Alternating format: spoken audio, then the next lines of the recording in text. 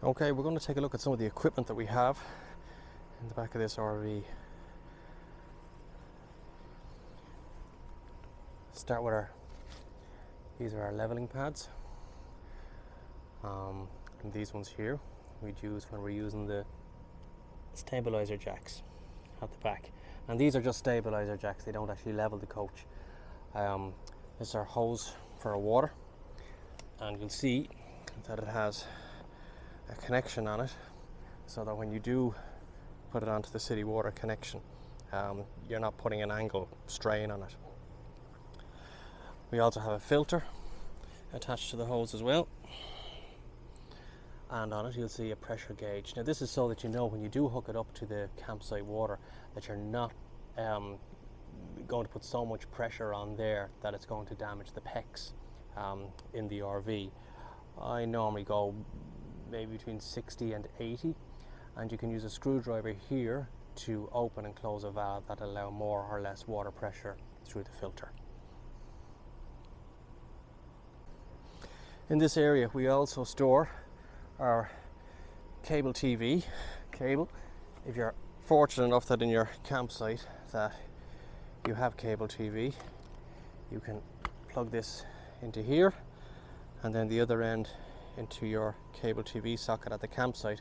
And when we go inside we'll show you how to change the settings on the TV so that it'll accept the cable and turn off the wind guard connection outside. Now a note on the locks.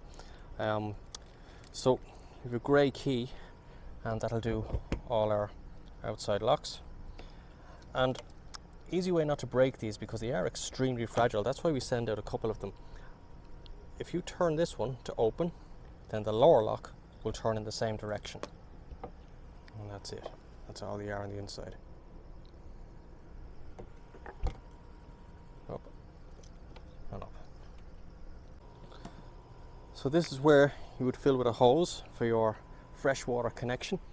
So if you want to fill the RV up with fresh water and use the tank in the RV, you can fill it, and there's a little spout there that you'll know when it's full, water will start to come out of that. City water connection, you remove this and then you can reverse screw that on. When you're using the leveling pads, even if your site is level, because of the way the Ford Transit chassis sits, you're going to have to use at least 3 of these. You put these in front of the wheels, drive forward and up onto them. There's a spirit level inside the other compartment that you can put on the step of the RV just to know where you are level wise. And remember, it's important that you're level so that the refrigerator will work properly. So as we look in, this is the drain for our fresh water. There's about 20 gallons in there at the moment, and you can have a rough guess of what's in there because there's a display inside that'll tell you what's in each of the tanks. The black tank, that contains all the toilet waste, and the grey tank, that's the waste from your sinks and the shower. Interestingly enough, the sink in the toilet goes straight into the black water tank, and the reason for that is because you want to have plenty of water in there at all times so you don't get anything stuck to the walls or drying out or whatever, because then that's a tough job to clean all that out. So when you first use the toilet, you'd want to get plenty of water in there, and then we usually drop in a pod just to help keep things clean. Now the valves in here, they're push-pull type, and they're connected to a cable, and then the cable runs along, and the actual valves are way back underneath the RV over there. So you can actually see there's a heat shield there over the exhaust, and you can see clearly that is the black tank valve. So we don't really want anything ever to happen to these cables, because that would be kind of tough. If it does, and let's say you're stuck with the one of the valves open, we do have another device that we can clip onto our drain here that'll stop anything from coming out. So when you go to dump, after your hose is connected up and connected to the sewer, you'll always pull your black tank first, let that drain out, and then pull your grey tank so that all that water can come through and then flush out anything that's in the pipe. This one's quite interesting because we also have a thing called a sani flush. The sani flush is here on the back, and you connect a hose to that, and anything you pour in there goes straight through the black tank and can pour out the dump. Now let's look at the equipment that we use. Probably most important, your gloves.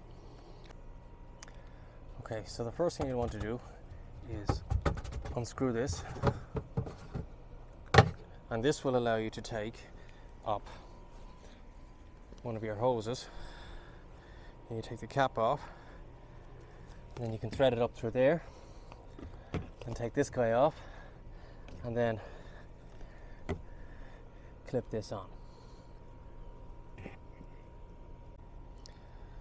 So then you attach this, and this goes into the sewer on the campsite. See, it's got a clear window there, so you'll know when everything is starting to run clear.